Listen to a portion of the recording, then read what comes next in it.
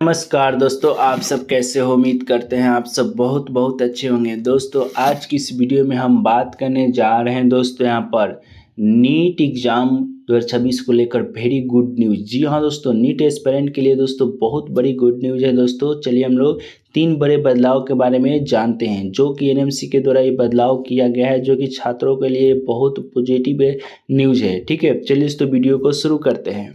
तो दोस्तों जैसा कि आप सबको पता है कि नीट यूजी बड़ी खुशखबरी, एमबीबीएस सीटों की होगी बारी। सरकार ने मेडिकल कॉलेजों को लेकर किए 3 बड़े बदलाव। जी हाँ दोस्तों, 3 बड़े बदलाव किए गए हैं जो कि आइए डिटेल में इसके बारे में जान लेते हैं। देख सकते हैं कि दोस्तों यहाँ पर नीट यूजी एमबीबीएस सी, सरकार के नेशनल मेडिकल कमीशन ने देश में एमबीबीएस सीटों की संख्या बढ़ाने और नए मेडिकल कॉलेज खोलने की राह को आसान बनाने के मकसद से नियमों में कई बड़े बदलाव किए हैं।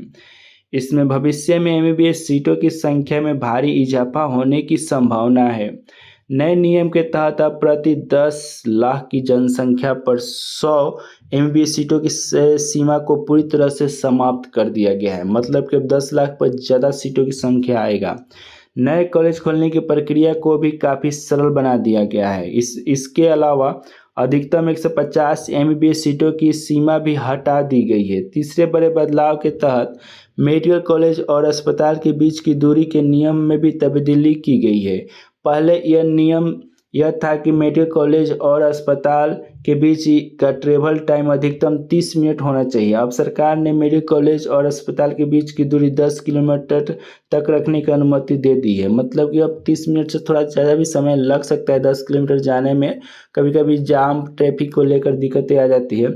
इसके तहत मैदानी क्षेत्रों में मेडिकल कॉलेज और अस्पताल 10 और पहाड़ी क्षेत्रों में 15 किलोमीटर दूरी तक स्थापित हो सकते हैं, क्योंकि मेडिकल कॉलेज के लिए अस्पताल की बहुत ज़रूरी होती है प्रैक्टिस के लिए। ठीक है, उसके बाद दोस्तों मालूम हो कि किसी भी मेडिकल कॉलेज की स्थापना के लिए एक अस्पताल की ज़रूरत होती है। सालों पहले मेडिकल कॉलेज और अस्पताल एक साथ ही होना ज़रूरी था। बहुत सारे आप लोग देखे होंगे कि एम्स हो गया, जिपर हो गया, बीएचयू हो गया, ये अस्पताल और कॉलेज दोनों दोस्तों है। ठीक है, मेडिकल कॉलेज खोलने के लिए करीब 25 एकड़ ज़मीन की ज़रूरत होती है। शहरों के आसपास इतनी बड़ी ज़मीन एक साथ मिलना बहुत मुश्किल है। कई बार ज़मीन के बीच में सड़क आ जाती है। कुछ साल पूर्व सरकार ने नियम में ढील देते हुए प्रावधान किया था कि ऐसी स्थिति में ज़मीन को एक भूमिगत मार्ग से जोड़ दिया जाए।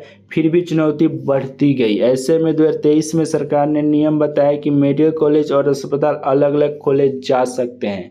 ठीक है, इसलिए क्योंकि यहाँ पर एक जगह 25 एकड़ ज़मीन नहीं मिलता है तो अस्पताल और कॉलेज दोनों खोलना मुश्किल है। एक जगह 15 और एक जगह 10 एकड़ भी ज़मीन मिल जाता है तो दोनों पॉसिबल हो जाएगा। शर्त रखी गई कि इनके बीच की दूरी 30 मिनट से ज़्यादा की नहीं हो। समस्या का समाधान इसमें भी नहीं हुआ, क्योंकि आजकल जाम लगने पर कई बार किलोमीटर की दूरी तय करने में 30 मिनट से ज़्यादा समय लग जाते हैं। 5 किलोमीटर दूरी तय करने में ही 30 मिनट से ज़्यादा समय लग जाते हैं। दोस्तों आगे देख सकते हैं आबादी के अनुसार एमबीबीएस सीटों के प्रावधान भी हटा। जी हाँ, तो दूरी निर्धारित करने के अलावा सरकार ने 10 लाख आबादी पर 100 एमबीबीएस सीटों के प्रावधान को भी हटा दिया है। पूर्व में यह नियम इसलिए बनाया गया था कि ताकि जिन राज्यों में कम मेडिकल कॉलेज है वहाँ नए खुल सके और जहाँ ज़्यादा मेडिकल कॉलेज है वहाँ अब और नए नहीं खुले। लेकिन दक्षिण भारत में